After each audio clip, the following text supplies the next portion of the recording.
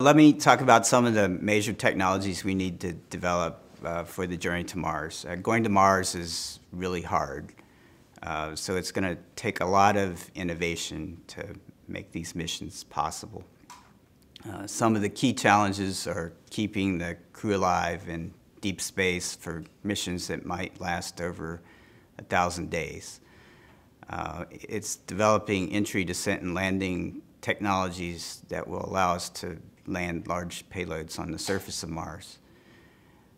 It's developing in-space solar electric propulsion systems that allow us to efficiently transport crew and cargo round trip to Mars.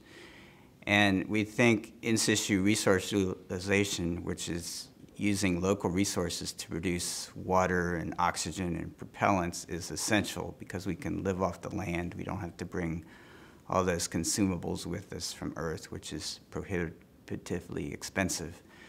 So these are the main challenges, and I'm going to go back to the first one I mentioned, which was habitation. That's a centerpiece of our program this year. We were asked by Congress to develop a prototype habitat for deep space by the end of 2018.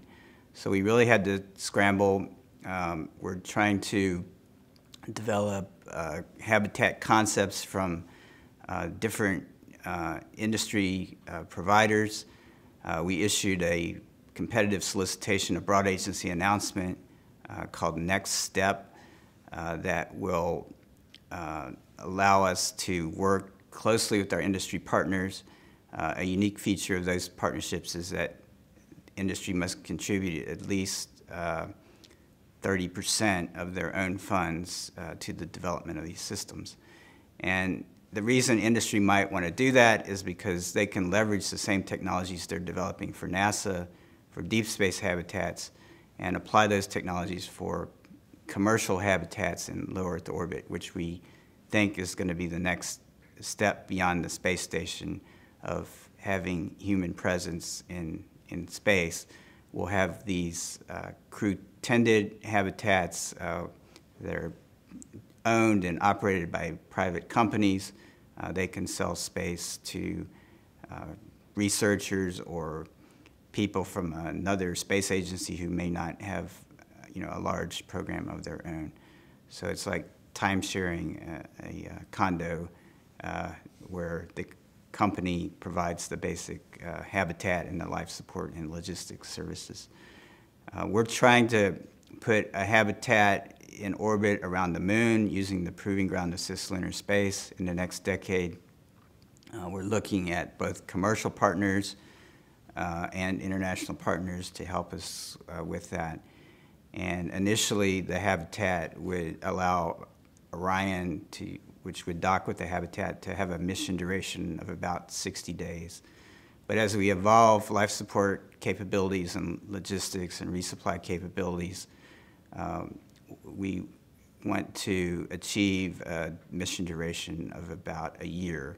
And we say we're going to do this 1-year shakedown cruise in cislunar space where we simulate a human mission to Mars with a crew of 4 astronauts and ensure that the systems are reliable and safe and ready to go. So we're reducing risk in cislunar space for the very risky operations on trips to Mars.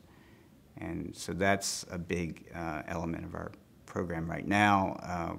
We have 6 different companies, each building prototype habitats. They're going to be delivered to NASA centers in 2018 to meet the congressional deadline. And we're going to do ground testing to verify interfaces and the performance of subsystems like power and avionics and life support, and look at human factors.